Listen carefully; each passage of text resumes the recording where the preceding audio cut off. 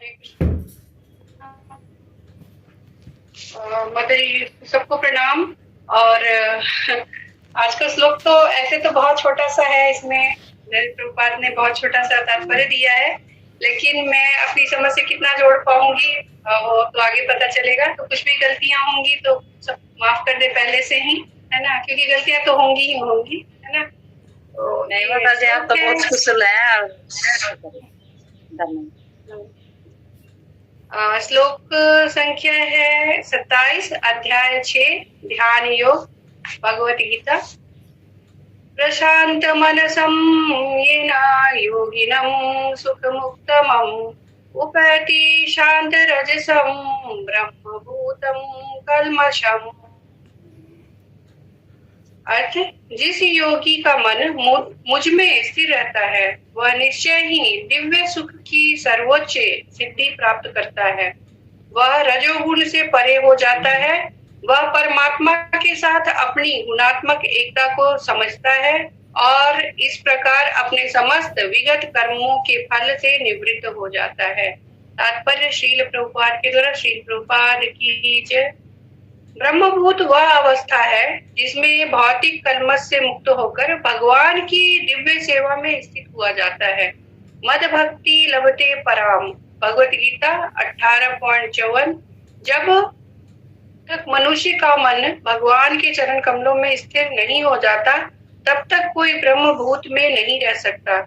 स वै मनस कृष्णा पादारविंदयो।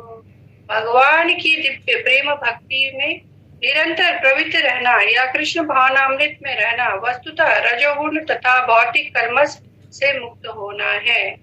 श्रील प्रभुपाद की जय।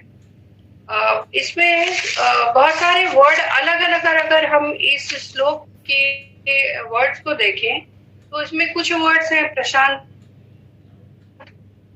मनसम, सुखतमम, शांत रजसम, ब्रह्म भूत कलमशम, है ना, ब्रह्म भूत और कलमशम। तो इन सारे वर्ड को हम बारी बारी से समझेंगे, लेकिन अगर सबसे पहले हम ये देखते हैं कि क्योंकि ये गीता जो है वो एक संवाद है ना भगवान और अर्जुन के बीच में, तो स्वाभाविक निष्कर्ष क्या है गीता का, है ना, कि जीवों में परिवर्तन लाना। क्योंकि जीव इस भौतिक जगत में और इस युग में, कलयुग में जीव जब आए इस धरा पे तो भगवान ने जिस रूप में भेजा था उससे वो यहाँ पे वातावरण में आके परिवर्तित हो गए।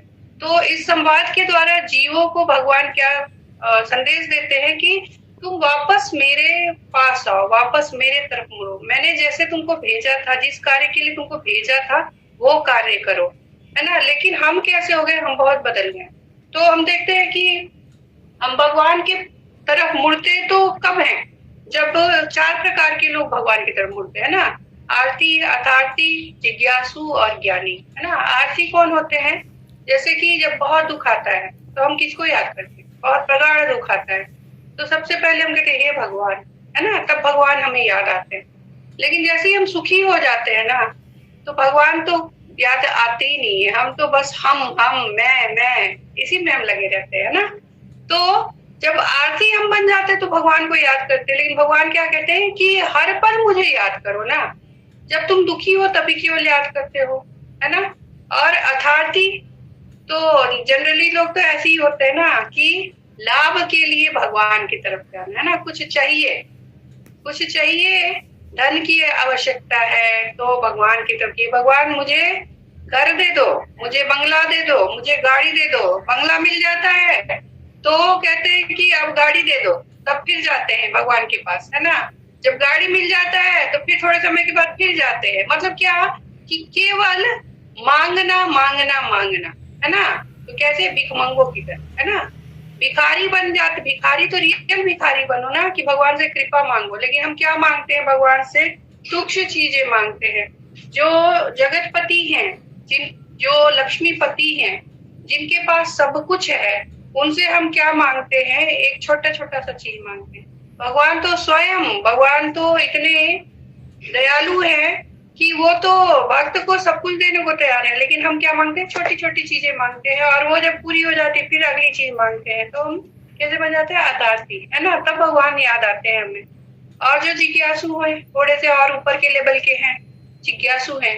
मतलब क्या कि भगवान को जानना, भगवान में इंटरेस्ट पैदा होना, है ना। भगवान को जाने के भगवान है कौन, भगवान से हमारा संबंध क्या है, हम क्यों भगवान की तरफ मुड़े, है ना। तो वो कौन होते हैं? जिज्ञासु, थोड़े ऊपर के लेवल के लोग हैं, है ना। और चौथा कौन होता है? ज्ञानी, क्योंकि भगवान इसमें आगे के पहले वाले भी जो अध्याय है उसमें भी ज्ञान योग, कर्म योग, बहुत सारे योगों के बारे में बताया भगवान ने, है ना। तो ज्ञानी जो होता है वो जान जाता है कि मैं भगवान का अंश हूँ, है ना। वो समझ जाता है भगवान का मैं अंश हूँ, तो वो भगवान से अपने आप को विलग नहीं मानता और भगवान के लिए ही कार्य करता है ना। और जो कर्म योग से भगवान को प्रसन्न कर लेता है ना, क्योंकि पिछले अध्याय में हमने देखा था अष्टांग योग, है ना, अलग अलग योग देखे थे हमने, लेकिन कर्म योग जो है वो सर्वोपरि है, सबसे अच्छा है। और कर्म योग से भगवान की तरफ मुड़ सकते हैं, भगवान से हम प्रेम कर सकते हैं। तो ज्ञानी जो होता है वो कर्म योग से अपने आप को ब्रह्मभूत अवस्था में स्थापित कर लेता है और वो भगवान से प्रेम करने लगता है और हर स्थान पे वो भगवान को रख करके ही सारे कार्य करता है ना, भगवान को केंद्र में रख करके सारे कार्य करता है, तो वो हो जाता है ज्ञानी, है ना। तो उस अवस्था में ब्रह्मभूत अवस्था, क्योंकि बहुत बार ना लोग कंफ्यूज हो जाते हैं कि ब्रह्म स्वरूप और ब्रह्मभूत, है ना, ब्रह्म स्वरूप और ब्रह्मभूत। तो ब्रह्म स्वरूप मतलब क्या होता है कि भगवान के जैसा ब्रह्म, जैसे ब्रह्मवादी है ना, निर्विशेषवादी, वो क्या मानते हैं कि अहम ब्रह्मास्मि, मैं भी भगवान हूँ, है ना। क्योंकि हम में भी तो गुण है ना, थोड़े से भगवान वाले, थोड़े से तो गुण है। भगवान जैसे सृजन करता है वैसे हम भी तो सृजन करते हैं थोड़ा, लेकिन हम क्या करते हैं, छोटे छोटे 2-4 बच्चे हमने, है ना, जन्म दिए, है ना, हम भी सृजन कर रहे हैं थोड़ा थोड़ा। लेकिन भगवान इतने करोड़ों करोड़ों लोगों जीवों को, है ना, कितने सारे जीवों को भगवान जन्म दे रहे हैं हर पल, है ना, कितने ब्रह्मांड उनके शरीर से निकल रहे हैं, है ना, कितने ब्रह्मा उन्होंने जन्म दिए। तो भगवान के बराबर तो हम नहीं हो सकते, लेकिन भगवान के गुण हम में है, क्योंकि भगवान क्या है, विभु आत्मा है और हम है अणु आत्मा है ना। एक जैसे बहुत बड़ा आग है, बहुत बड़ा विशाल आग है, उसकी एक चिंगारी, उसमें भी ताप होता है और आग में भी ताप होता है ना। लेकिन आग में जो ताप है वो बहुत ज्यादा है और चिंगारी तो बहुत छोटी सी है ना, तो उसका ताप बहुत कम होता है। तो हम उस चिंगारी के समान हैं, गुण भगवान जैसे हैं, क्योंकि हम भगवान के ही अंश हैं, इसलिए भगवान जैसे गुण है ना। तो हम ब्रह्म स्वरूप जैसे ही हैं, है ना, भगवान के जैसे ही, लेकिन हम भगवान नहीं है ना। मतलब क्या, गुणात्मक रूप से तो हम भगवान जैसे हैं, लेकिन मात्रात्मक रूप से हम भगवान के जैसे नहीं है। इसलिए यहाँ पे भगवान क्रिएटर है, लेकिन हम बहुत छोटे चीज के क्रिएटर है ना। तो इसलिए हमें क्या मानना चाहिए कि सब चीज जो है वो भगवान से ही है, हम बहुत तुच्छ है, इसको मानना पड़ेगा, है ना। भगवान हमें यहाँ भेजे हैं और हमें भगवान की सेवा करनी है, ये हमें यही करना होगा, तभी हम ब्रह्मभूत जो अवस्था है उस तक पहुंच पाएंगे। क्योंकि ब्रह्मभूत अवस्था ऐसी अवस्था है ना कि उस अवस्था में जो चेतना है जीव की, वो क्या मानती है कि वो, क्योंकि जीव की चेतना जो है वो भगवान का नित्य दास है, लेकिन बाहरी आवरण की वजह से चेतना दूषित हो जाती है और हम क्या कहते हैं कि हम ही सर्वे सर्वा हो जाते हैं, है ना। लेकिन उसका चेतना का जो वास्तविक स्वरूप है वो है भगवान का नित्य दास, है ना। जीव का वास्तविक स्वरूप यही है, भगवान का नित्य दास। तो जब जीव को अपने वास्तविक स्वरूप का ज्ञान हो जाता है ना, कि मैं भगवान का नित्य दास हूँ, ये अगर मान जाए तो वो ब्रह्मभूत अवस्था पे पहुंच जाता है। जैसे कि सोना है ना, सोना जब पृथ्वी से निकाला जाता है ना, खुदाई करके निकाला जाता है, तो सोना फिर भी सोना रहता है, चाहे वो मिट्टी में पड़ा हो फिर भी वो सोना है ना। लेकिन सोना हमेशा शुद्ध होता है, लेकिन सोने को भी और उसको तपाया जाता है, उसको गलाया जाता है ना, और फिर वो बिल्कुल खरा सोना बन के निकलता है ना, तपाया गलाया जब जाता है। तो योगी जो होते हैं ना, अपने आप को साधना के द्वारा, अपने आप को तपस्या के द्वारा वो अपने आप को तपाते हैं, ताकि वो उनमें जो भी थोड़ी सी भी जो त्रुटियां बची हुई हैं वो भस्म हो जाए और वो बिल्कुल खरा सोना की तरह शुद्ध हो जाए। क्योंकि शुद्ध अवस्था जब तक नहीं आएगी तब तक ब्रह्मभूत अवस्था को प्राप्त करना मुश्किल है ना। तो जो ब्रह्मभूत अवस्था में है वो क्या करते हैं कि हर स्थान पे ना वो भगवान की दिव्य प्रेमा भक्ति में निरंतर लीन रहते हैं। वो हर पल भगवान को केंद्रित करके ही कार्य करते हैं और हर समय भगवान की ही चर्चा करते हैं, है ना। केवल भगवान भगवान भगवान, और उनको और किसी चीज से कोई मतलब नहीं रहता। तो वो अवस्था ब्रह्मभूत बहुत बहुत ऊपर के लेवल की ये बात है ना। जैसे कि हम अगर देखें तो श्रील प्रभुपाद है ना, श्रील प्रभुपाद अगर उनका जो 24 आवर का जो रूटीन था उसमें से बस 2 घंटे सोने को छोड़ करके और जो अपनी जो दैनिक क्रियाएं होती होंगी उनके लिए 2 घंटे छोड़ के, तो 20 घंटे तो बस भगवान की ही बातें, भगवान के लिए लिखना, भगवान की सेवा, है ना, वो सब। तो श्रील प्रभुपाद ब्रह्मभूत अवस्था पे थे, है ना। हमारे गुरुजन ब्रह्मभूत अवस्था पे है ना, कि वो निरंतर भगवान की चर्चा, भगवान का प्रचार, भगवान के बारे में बातें, भगवान का प्रसाद, तो हर चीज भगवान से ही लिप्त है ना। तो वो है ब्रह्मभूत अवस्था। तो इस अवस्था तक साधारण मनुष्य के लिए पहुंचना तो मुश्किल है, हमारे जैसे लोगों के लिए तो बहुत मुश्किल है ना। तो हम तो केवल कहाँ पे, हम ये भी अगर समझ जाए ना कि हम ब्रह्म स्वरूप हैं, है ना। क्योंकि ब्रह्म स्वरूप को अगर हम मान लेंगे तभी हम धीरे धीरे आगे स्टेप पे पहुंच पाएंगे कि ब्रह्म भूत अवस्था पे पहुंच पाएंगे, है ना।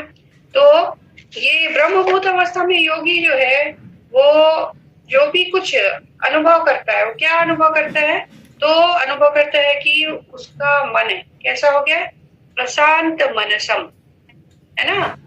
शांत मनसम कैसा, प्रशांत महासागर की तरह, सागर की तरह ना, प्रगाढ़ शांत, बिल्कुल शांत। मतलब क्या कि कोई भी चीज जो है योगी के मन को विचलित नहीं कर सकती वो, है ना। जैसे विश्वामित्र भी बहुत बड़े योगी थे, लेकिन जब रंभा आई, है ना, तो वो विचलित हो गए, है ना। लेकिन फिर भी विश्वामित्र तो फिर भी बहुत महान थे, है ना। लेकिन जो योगी है, रियल योगी है, वो किसी चीज से वशीभूत नहीं होते, प्रशांत मनसम है ना, सागर के समान सा। जैसे अगर ये देखें कि नदियां, है ना, नदियां हैं वो कल कल करके बहती हुई है और सागर के पास जाती है ना। नदियां बहुत सारी चीजों को समेटते हुए, तो हमारा मन भी कैसा है ना, नदी के समान ही तो है, नदी के समान है। और वो हमेशा क्या कहते हैं, बहते रहता है और इधर उधर की बातें, उधर उधर की कूड़ा कचरा सब कुछ मन में लेते हुए, जैसे नदियां अपने साथ कितनी चीजों को बहा के लाती हैं, वैसे ही हमारा मन भी कितनी चीजों को इधर उधर से बहा करके और बार बार हमारे चित्त को दूषित करता है मन, है ना। तो इसी तरह से नदियां जो है वो बह करके जैसे आती हैं और सागर में जब मिल जाती हैं तो क्या हो जाती है, शांत, है ना। सागर के पास आकर के वो शांत हो जाती है, क्योंकि बहुत ऊंचाई पे रहती है ना। और सागर क्या है, सबसे नीचे के स्तर पे है। अगर इस धरातल पे हम देखें तो सागर जो है सबसे नीचे के स्तर पे है। नदियां ऊंचे के स्तर से बहते बहते आकर के निचले स्तर पे आती हैं और वो फिर बिल्कुल शांत हो जाती है सागर में मिलके। लेकिन हजारों हजार नदियां सागर में आकर के मिल रही हैं, तो क्या सागर जो है वो, उसमें कोई डिस्टरबेंस आता है? सागर तो हमेशा शांत है। सागर में कभी सुना है कि समुद्र में बाढ़ आ गया? कभी नहीं सुना, आज तक नहीं सुना मैंने। आप लोगों ने पता नहीं सुना है या नहीं, कभी सुना है समुद्र में बाढ़ आना, है ना। बाढ़ कहाँ आता है, नदियों में बाढ़ आता है ना, शहरों में बाढ़ आती है, तालाब में बाढ़ आ गया, लेकिन कभी सागर में बाढ़ नहीं आता। तो सागर बिल्कुल शांत है। तो उसी तरह से योगी का मन भी है ना, वो बिल्कुल शांत है ना। और शांत जब होता है योगी का मन, तो वो 2 चीजों को अनुभव करता है। तो पहली चीज क्या है कि ब्रह्म, ये शांत रजसम, है ना, इसमें ये वर्ड है शांत रजसम। तो शांत रजसम को अगर हम इसको विच्छेद करके करें तो शांत और राजस, है ना। तो राजस मतलब यहाँ पे क्या, कि राजसिक प्रवृत्तियां क्या है हमारी, कि हमें कुछ ना कुछ चाहिए, है ना, हर पल। जैसे कि अगर ये कहे कि अगर मुझे घूमने जाना है, अमेरिका जाना है, या चल यहीं कहीं पास मॉल जाना है, मॉल चली जाओ, जब तक मॉल नहीं गई तब तक तो मन उच्छृंखल है, जब चली गई तो लगा ओह बोरिंग, बेकार, है ना, बहुत समय बर्बाद हो गया। चलो फिर कुछ कहीं और जाने का मन करता है, कुछ और प्राप्त करने का मन करता है ना, तो कुछ ना कुछ चीजें जीव को चाहिए हर पल, है ना। किसी को मान लो कि अमेरिका जाना है, तो जब तक अमेरिका नहीं गया है ना, एक बार मैंने ये हल्दर स्वामी महाराज मंदिर में आए थे जब, तो उन्होंने एक लेक्चर दिया था, तो उसमें कहते हैं कि कैसा है हमारा मन, कि हमें कोई चीज चाहिए। जैसे किसी का विवाह होना है, तो जब तक विवाह नहीं हुआ है ना, उसको विवाह है मेरा, विवाह है मेरा, वो बहुत तैयारियां करता है। जैसे ही हो जाता है विवाह तो शांत, है ना। तो जो क्या कह सकते हैं कि जो उच्छृंखलता मन में होती है पहले, और वो चीज जब मिल जाता है तो क्या हो जाता है, शांत हो जाता है। लेकिन फिर शांत हो जाता है, थोड़े समय के लिए हमारा मन शांत होता है, फिर दूसरी चीज चाहिए, उसके लिए फिर मन भागने लगता है। लेकिन योगी जो होता है वो क्या होता है कि अननेसेसरी के जो उनके वांट्स है ना, जो राजसिक प्रवृत्तियां है, उसकी हमेशा के लिए शांत हो जाती है ना। कभी उसे कोई चीज की कमी नहीं लगती योगी को, है ना। उसे लगता है कि जो उसके पास है ना वो परिपूर्ण है, अब तो किसी और चीज की आवश्यकता ही नहीं है। लेकिन हमारे साथ क्या है कि हमें हर पल कुछ ना कुछ तो घटा ही रहता है, हर पल नया नया चीज चाहिए, कुछ ना कुछ चाहिए, है ना। तो योगी का मन अगर शांत रजसम में अगर हम आ जाएंगे ना, तो सबसे सुखी हो जाएंगे, है ना। क्योंकि जब हमें लगेगा कि अब हमारे पास सब कुछ है, तो फिर तो हम सुखी हो जाएंगे ना। फिर हमारे मन में कभी ये कल्मश आएगा ही नहीं कि हमारे पास ये नहीं है, वो नहीं है, वो मेरी सहेली के पास तो ये चीजें हैं, उसका घर तो बड़ा बड़ा है, मेरा घर तो छोटा है ना, उसके ड्रेसेस महंगे हैं, मेरे ड्रेसेस सस्ते हैं। ये तो दिमाग में आएगा ही नहीं, क्योंकि जो मेरे पास है वो सबसे बेस्ट है, सबसे ज्यादा है मेरे पास। अगर ये दिमाग में आएगा तो योगी ऐसे ही होता है, शांत रजसम, है ना। उसका मन हमेशा राजसिक प्रवृत्तियों से शांत रहता है। और क्या है कि जब राजसिक प्रवृत्तियां शांत हो जाएंगी, है ना, जब राजसिक प्रवृत्तियां शांत हो जाएंगी, मतलब कि मेरे को अननेसेसरी के वांट्स जब मेरे खत्म हो जाएंगे, तो क्या होगा कि कल्मश से भी मुक्त हो जाएंगे, है ना। क्रोध क्यों आता है कि जब हमारे मन की बात होती नहीं है, जो मेरे को चाहिए वो अगर नहीं मिलता है तो क्रोध आता है ना, है ना। नेचुरल सी चीजें है ये, मेरे को लगता है कि सभी लोग ये एक्सपीरियंस करते हैं इस चीज को। क्रोध आता है ना जब हमें कुछ चाहिए होता है, नहीं होता है पूरा, तो क्रोधित हम हो जाते हैं, है ना। तो लेकिन जिसका मन शांत हो जाएगा, है ना, शांत रजसम की अवस्था में आ जाएगा, तो वो कल्मश से भी मुक्त हो जाएगा, क्रोध तो आएगा ही नहीं, है ना उसको, है ना। तो योगी जो होता है क्या होता है, ब्रह्म भूतम कल्मषम, है ना, ब्रह्म भूतम कल्मषम, अकल्मश हो जाता है। मतलब क्या, कल्मश रहित हो जाता है, बिल्कुल शुद्ध, उसकी चेतना बिल्कुल शुद्ध हो जाती है, कोई कलेश नहीं उसके अंदर रहता है, तो वो हो गया अकल्मषम, है ना। और एक चीज ये भी अगर हम देख ले कि सागर की जब बात आई है ना, तो सागर जो है, अगर मान लीजिए कि नदियां बहते हुए अगर तालाब में गिरती हैं तो क्या होता है, नदियां बह करके अगर तालाब में गिरेंगी तो क्या होगा, तालाब में बाढ़ आ जाएगा, है ना, तालाब का तो अस्तित्व खत्म हो जाएगा। तो हम वही उसी तालाब की तरह है ना, कि अगर हम अपने मन को बहुत भटकाएंगे, है ना, बहुत भटकाएंगे, और इधर उधर के कूड़े कचरे को ले करके बहा करके अपने अंदर ले आएंगे, तो हमारा अस्तित्व, हमारा विनाश हो जाएगा, है ना। तो हमें जो अकल्मष बनना पड़ेगा, है ना। योगी हम सीख सकते हैं, योगी की अवस्था में आने में तो बहुत मुश्किल है, बहुत समय लगेगा, क्योंकि हम उस अवस्था तक कभी पहुंचे नहीं है। लेकिन हम इससे ये सीख सकते हैं, है ना, कि अपने मन को कल्मश रहित, कलुष रहित करना है, और मन को बिल्कुल शांत करना है ना। सागर के समान बनना है, सागर की गहराई में जितना ही जाएंगे, सागर के ऊपर ऊपर ऊपर जैसे लगती है कि लहरें चल रही हैं, है ना। तो योगी भी जो होते हैं ना, कुछ अगर ऐसी चीजें देखते हैं जो भगवान के विरुद्ध है, तो वो भी क्रोध करते हैं, लेकिन भगवान के लिए, है ना। तो ऊपर से है कि क्रोध है उनका दिख रहा है, लेकिन वो रियल में क्रोधित नहीं होते हैं। जैसे कि सागर जो है, जितने ही गहराई में जाएंगे वो उतना ही ज्यादा शांत है, बहुत बहुत बहुत शांत है। तो योगी भी इसी तरह से, योगी बहुत गहराई में बहुत शांत होते हैं योगी। अगर ऊपर से आवरण उन्होंने योगी का नहीं भी लगाया है, नहीं भी दिखा रहे हैं, फिर भी वो अंदर से बहुत शांत रहते हैं, है ना। तो इसी तरह से हम देख सकते हैं कि ब्रह्मभूत अवस्था को जो प्राप्त कर लेगा, है ना, तो मतलब क्या कि अपने अस्तित्व को जो मिटा ले। तो अस्तित्व को मिटाना मतलब क्या कि हमें अपने आप को खत्म नहीं करना, है ना। अस्तित्व को मिटाना मतलब क्या कि निरर्थक रूप से अगर हम ये माने कि हम अगर हमारे अंदर जो भावना है ना, हम वाली भावना, उस चीज को अगर हम मिटा लेते हैं, है ना, तो हम ब्रह्मभूत अवस्था तक पहुंच सकते हैं। क्योंकि अभी हम देखते हैं कि जो ब्रह्मवादी होते हैं, है ना, ब्रह्मवादी क्या करते हैं, ब्रह्मवादी वो मानते हैं कि मैं ही भगवान हूँ, है ना। और वो जैसे उनका भी गीता है, उन्होंने बहुत सारे लोगों ने गीता का भाष्य लिखा है। तो प्रभुपाद ने जो तात्पर्य लिखा है, प्रभुपाद ने जो गीता हमें एज इट इज दी है, उससे बहुत डिफरेंट है ना। उसको पढ़ेंगे ना, वैसी गीता अगर हम पढ़ते हैं, तो उन्होंने क्या किया है कि भगवान को गीता में से निकाल दिया है ना, और अपने मन की बातें लिख डाली है ना।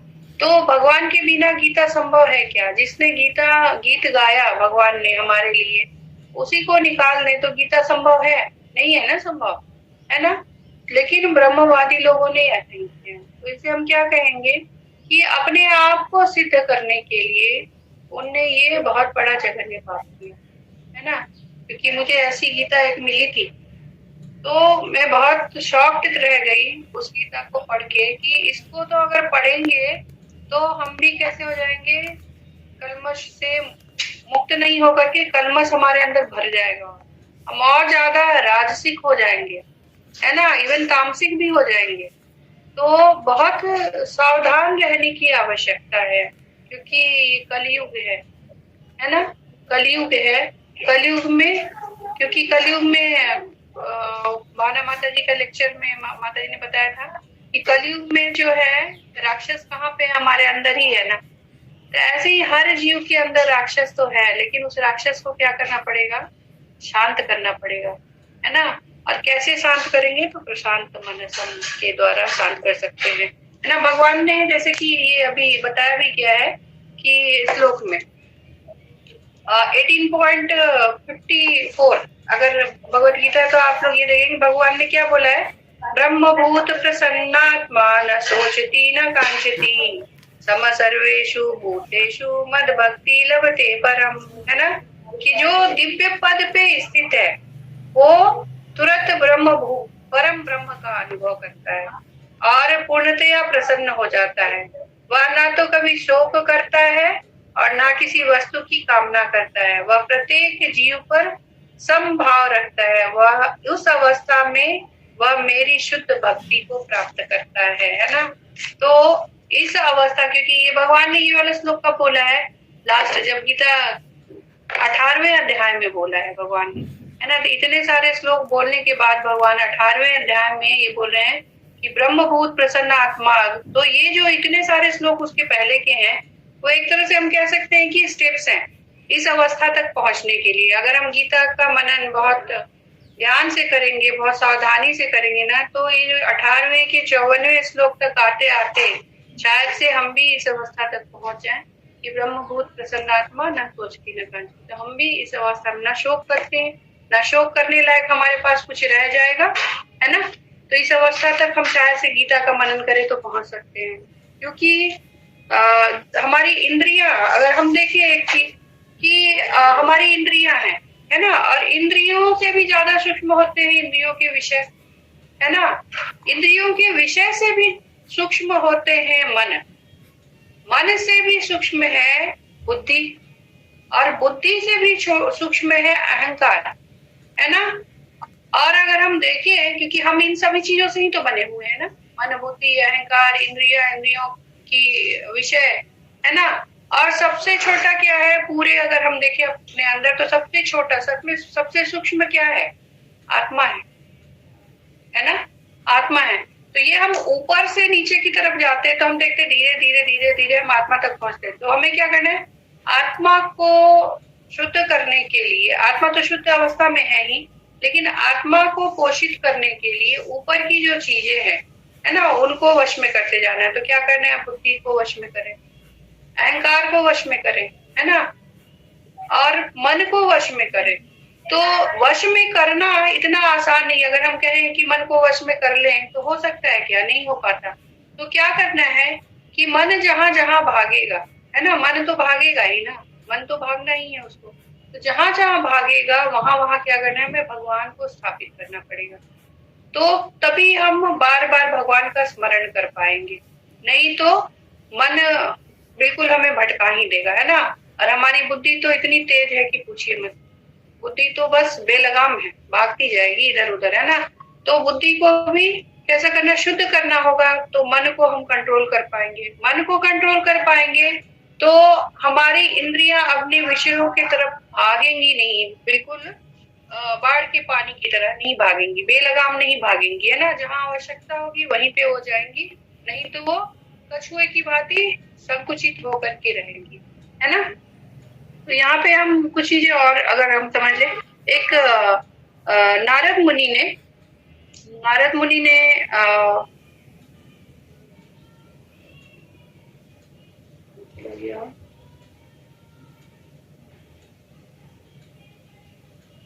एक श्लोक नारद मुनि ने बोला था, है ना। नारद मुनि ने नारद भक्ति दर्शन में एक श्लोक बोला है, तत्प्राप्य तव लोकयति तदेव शृणोति तदेव भाषयति तदेव चिंतयति।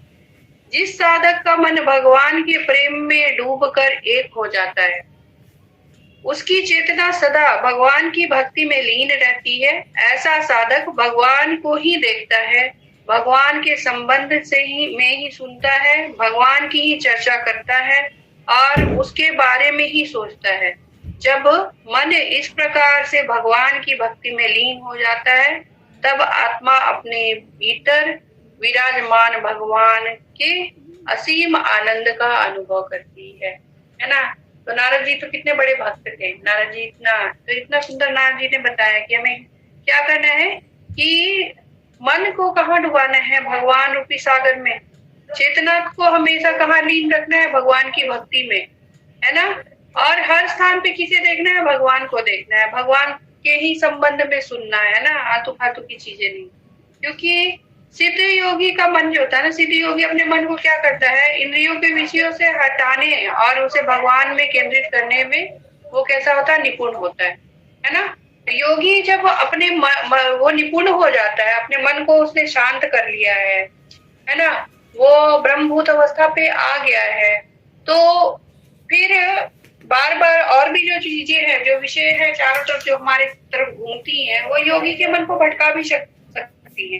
तो योगी को अपने अंदर कंसिस्टेंसी रखने के लिए, उसे उस अवस्था में स्थित रहने के लिए वो क्या करता है? तो वो वही क्या करेगा कि इंद्रियों और इंद्रियों के विषयों को इधर उधर भागने नहीं देगा, क्योंकि मेंटेन करना भी तो है ना। ब्रह्मभूत अवस्था को मेंटेन करना बहुत कठिन है आज के युग में, है ना। जैसे बहुत सारे योगी पहाड़ों पे बहुत दिनों तक तपस्या करके आते हैं, और जैसे ही वो जब तो भौतिक संसार में वापस आते हैं, लेकिन क्या होता है कि वो फिर से उस संसार में लिप्त हो जाते हैं, है ना। 20-30, 40-40 साल तक तपस्या करने के बाद, है ना। तो क्योंकि संसार ही ऐसा है, तुरंत से पकड़ लेगा। माया जो है चारों तरफ फैली हुई ना, तुरंत से पकड़ लेती है माया।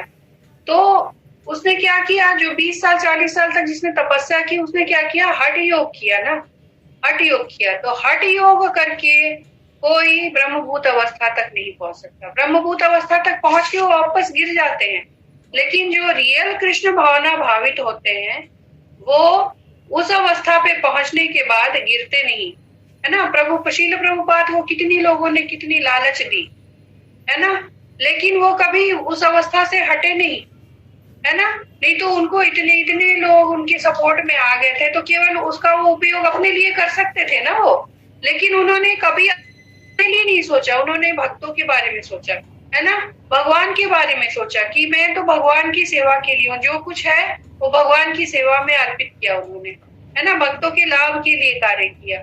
तो वो अवस्था है ब्रह्मभूत अवस्था, है ना। तो भगवान के लिए कार्य करना, भगवान के बारे में ही सोचना, है ना, वो ब्रह्मभूत अवस्था है। और उस अवस्था से नहीं गिरे वो, तो वो क्या है, वो रियल कृष्ण भावना भावित है, शील प्रभुपाद की तरह, है ना, जो कि रजोगुण भौतिक कर्म सबसे मुक्त रहे हुए, है ना। तो और भी कोई भक्त जोड़ना चाहे तो प्लीज जोड़िए। धन्यवाद।